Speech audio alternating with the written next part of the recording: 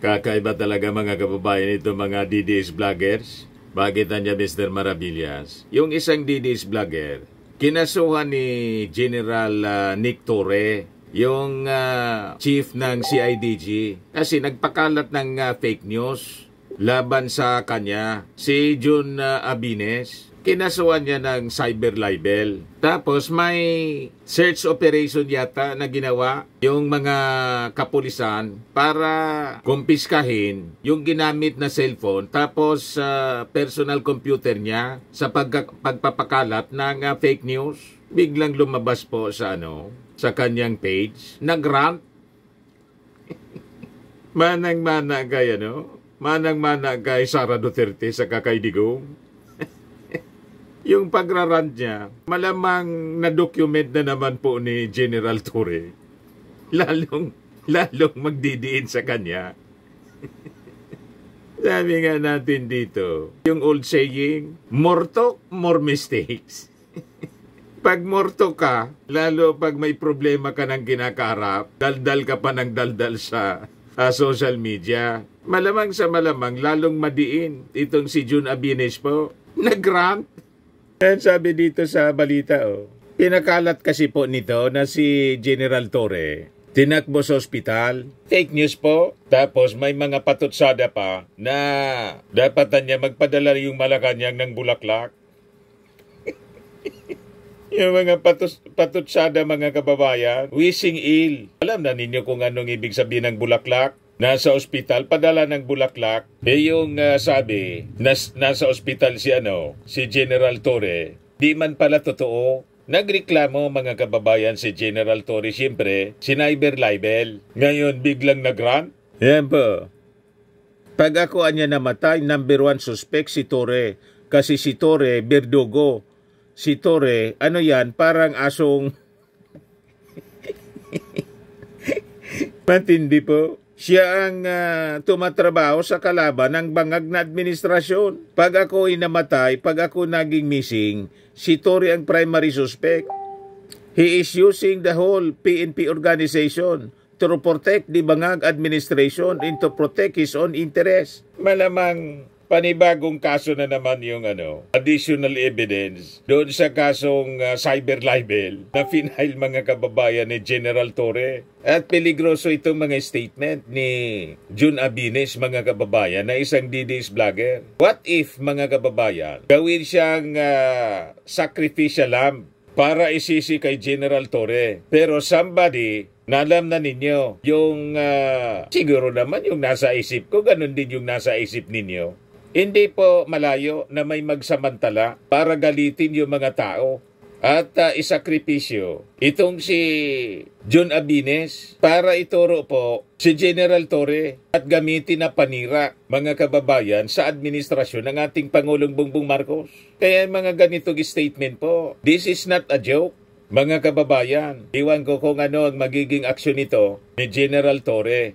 Mabibigat po ang akusasyon niya kay General Torre. Sabi dito sa balita po, tahasang sinabi ng DDS vlogger supporter na si Ernest Abines na kapag namatay raw siya, si CIDG Chief Police Brigadier General Nicolas Torre ang primary suspect.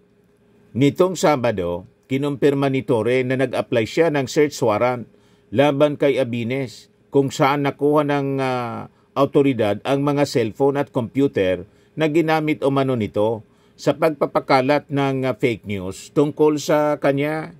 So sabi po ni Torre, nag-apply ako ng search warrant para makuha ang mga phone at computer na ginamit mo sa katarantado ang ginawa mo sa akin, saad ni Torre. Matapos mahaina ng search warrant, nag-Facebook Live si Abines kanina ng tanghali kung saan sinabi niyang si Torre ang primary suspect kapag siya raw ay namatay. Bukod dito, sinabihan niyang duwag at mukhang pera si Torre. General Torre, duwag ka, mukha kang pera, General Torre. Pwede mo akong mapatay pero hindi mo ako mapapatahimik. Tinawag pang si General Torre, mukha kang pera, binaboy mo ang PNP, ani Abines. Si Abines ang lead convener ng hakbang ng maisog sa Cebu kung saan isasagawa nila ang indignation rally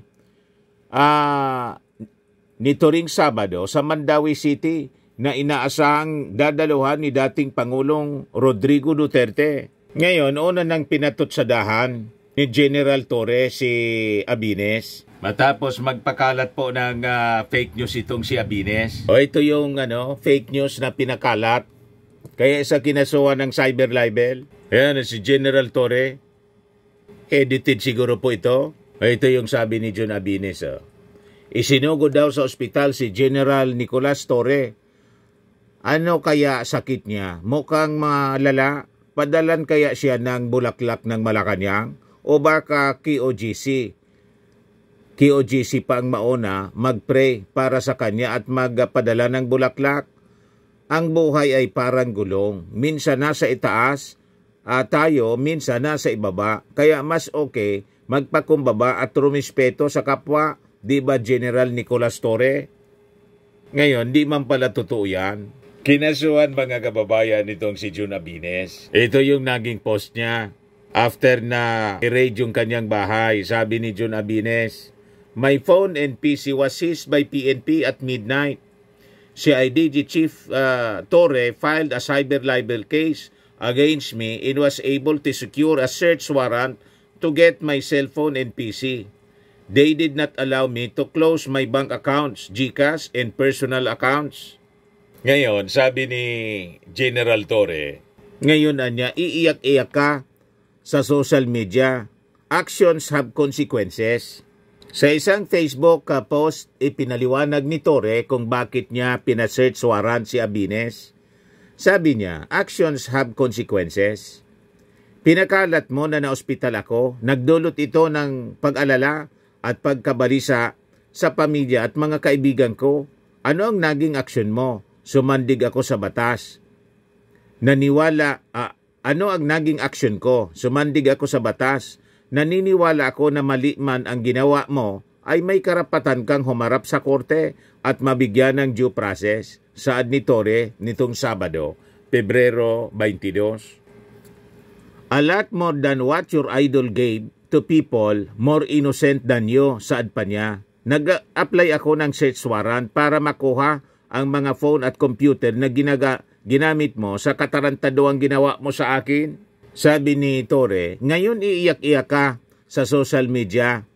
Actions have consequences, sir. At yung pagtarantado mo, ang consequence ngayon sa'yo ay pagkuha mo ng abogado.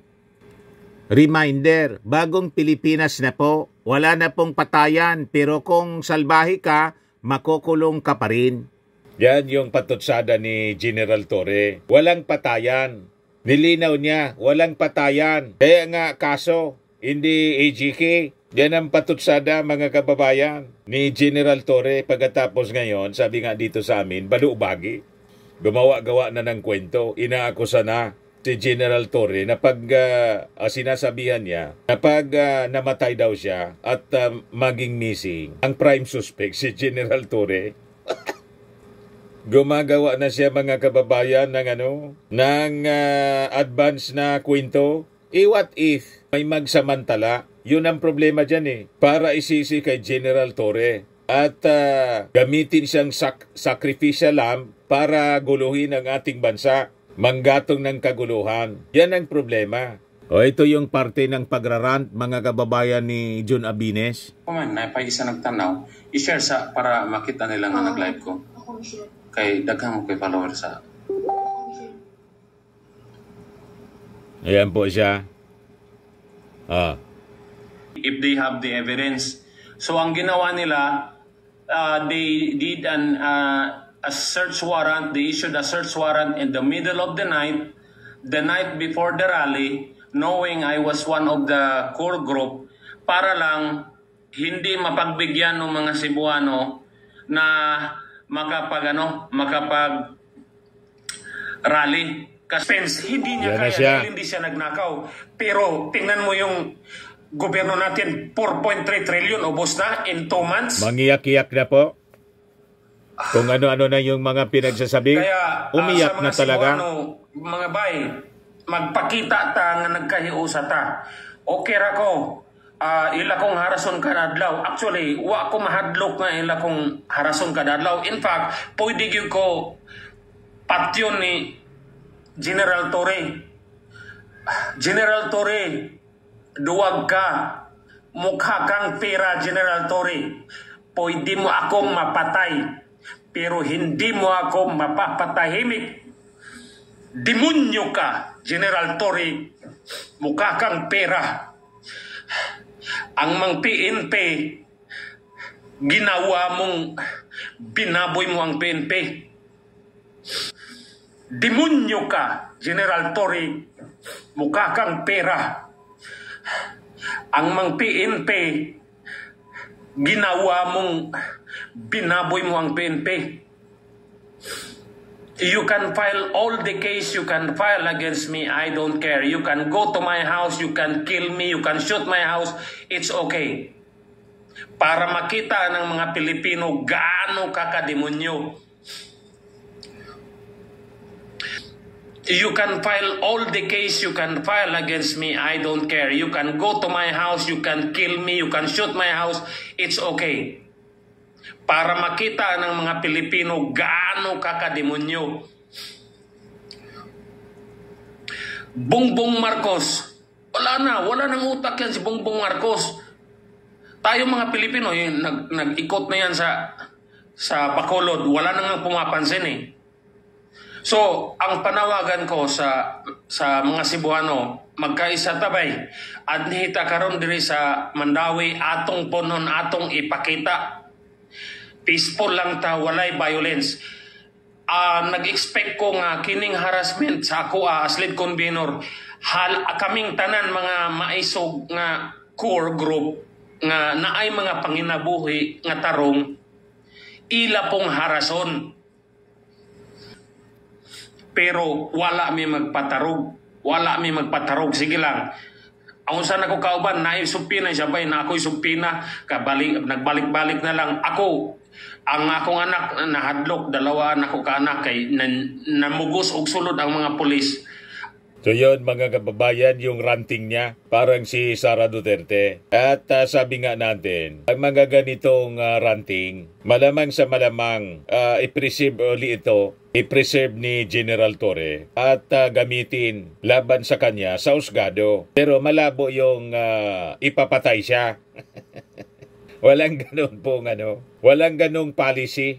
Ang gobyernong ito, bloodless ang policy sa paglaban sa mga kriminal. Yan mismo yung sinasabi ng ating Pangulong Bongbong Marcos. Pero sabi nga natin, ang masaklap nito kung may magsamantala, isakripisyo siya para galitin yung tao. Huwag naman sana. Kaya may mga unsolicited advice tayo doon sa mga taong ganito yung mindset. Sabi mismo ni King Solomon sa Proverbs 13 verse 3, "Be careful what you say and protect your life. A careless talker destroys himself." Magbasa kasi kayo ng Bible. Ang careless daw na talker, tulad ni Abines, ni John Abines, tapos ni Sara Duterte, ni Digong. Yan o.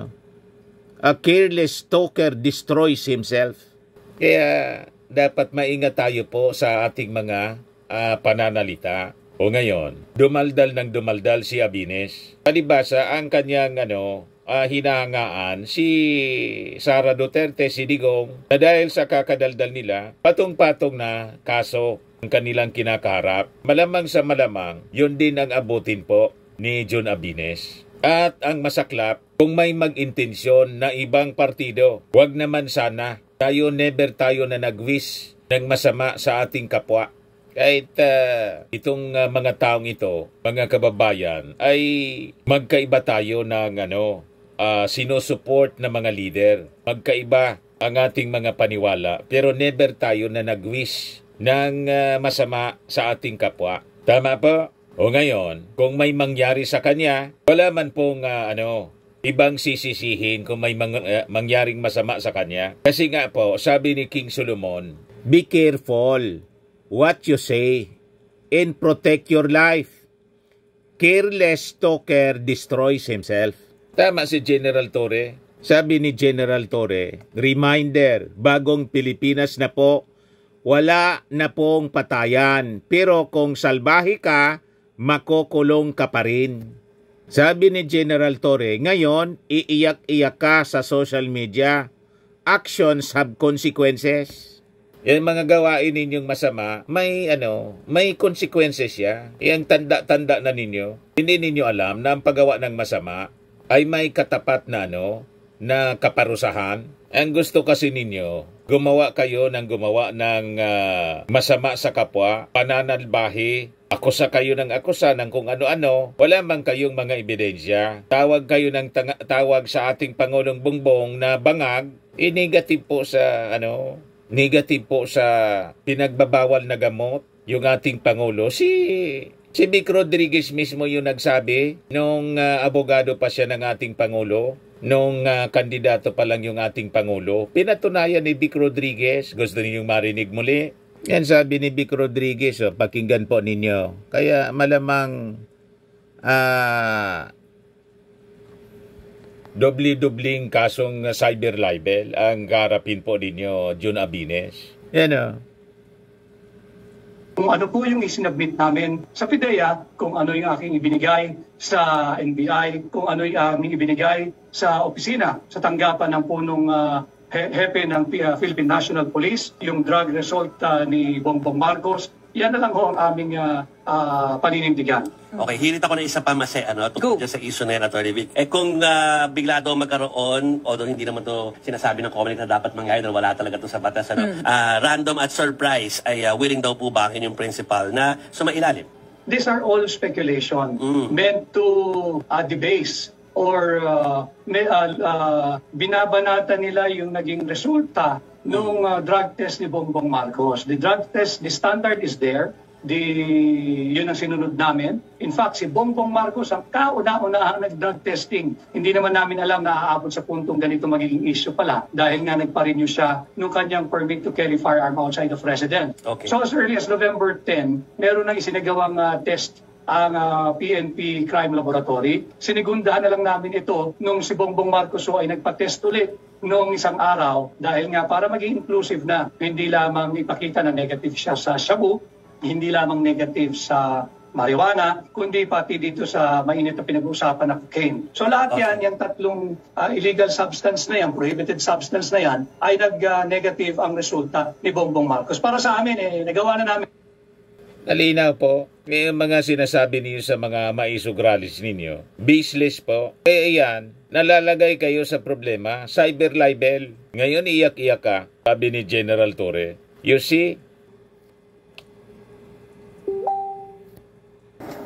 At itong ating programa mga kababayan, atin sa inyo nitong ating mga sponsors, Firmax Firming and Lifting Cream.